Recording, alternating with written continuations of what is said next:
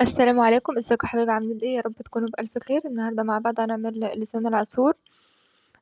ممكن بقى تستعمليه كبديل للرز، وصفة سهلة وسريعة وبسيطة. لو انت ما عندكيش وقت او تعملي حاجة سريعة ممكن تعملي. اول حاجة معايا كيس لسان عصفور كده، ومعايا بصلة كبيرة كده مقطعة حتت صغيرة، ومعايا فلفلاية مقطعة حتت صغيرة، وقرن شطة برضو مقطعة حتت صغيرة. ممكن ما تحطيش الشطة. وده كيس صلصة، وده ملح، وده فلفل، وده بهارات. هبدأ بقى ايه، احط المكونات على النار. اول حاجه احط حله على النار فيها شويه زيت. ده طبعا كان شفش عصير طماطم معايا، يعني عصرت طماطمتين كده مش كتير قوي، لان ما عملتش كميه كبيره يعني، لان انا باكل لوحدي.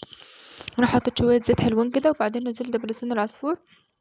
يعني كيس الا ربع مثلا، يعني كيس ناقص حاجه شويه صغيرين كده. بدات اقلب فيه بقى ايه كويس عشان ما فيش حاجه تحرق معايا. اول لما ياخد لون ذهبي هبدا انزل بالبصل، وهنزل بالفلفل، وبقرن الشطه اللي معايا، وانزل بمعلقتين الصلصه، واقلبهم كويس كده ايه كلهم مع بعض.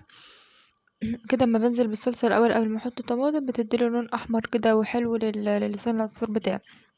هبدأ بقى اول لما خد اللون ده ابدأ انزل ايه بالبصل والفلفل، وبعدين انزل بكيس الصلصة زي ما انتوا شايفين.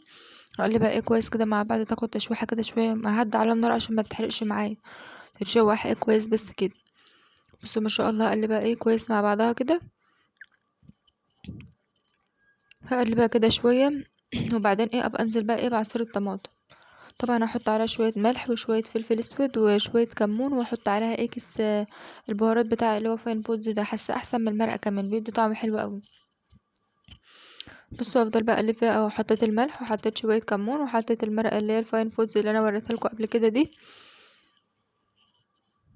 بصوا ما شاء الله، كان ريحته جميله قوي وطعمه روعه. ممكن ما تحطوش اللي هو الشطه لو انتوا مش بتحب الحاجه الحراقه. هبدا اقلب بقى كويس كده مع بعضها. هبدا بقى انزل بشفشق عصير الطماطم زي ما انتوا شايفين. دول 3 طماطمات كده او 2 حسب ما انت عاوزه، حسب الكميه. بس طبعا لسان العصفور بيشرب ميه كتير. طبعا انا ازود شويه ميه كمان على الصلصه دي، وايه واسيبها واعلي عليها النار. اول لما يبدا بقى ايه يشرب الميه دي ههدي عليه خالص النار. بصوا ما شاء الله. اول مره اجربه بالطريقه دي وعجبني قوي. طريقه سهله وبسيطه. وممكن لو ما عندكش رز ومسلوق ممكن تشتري كيس لسان عصفور ب5 جنيه ولا ب6 جنيه وتعمليه. من غير بقى ما تحط فلفل. لو انت مش حابه تحط فلفل او بصل او كده ممكن ما تحطيش وتعمليه بالصلصه بس، او تحمريه وتحط عليه مرقه بس. بصوا ما شاء الله. هبدأ بقى هدي على النار خالص او اشرب الصلصة بتاعتي.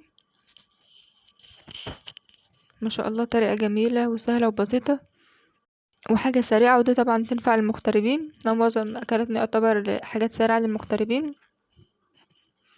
بصوا ما شاء الله، كان احمر وجميل. او لما بتشوحي معلقتين الصلصة كده قبل ما تحطي شفشق عصير الطماطم بيحمروا معاكي وبيخلوه حلو قوي كده. بصوا ما شاء الله، ومفلفل وزي العسل.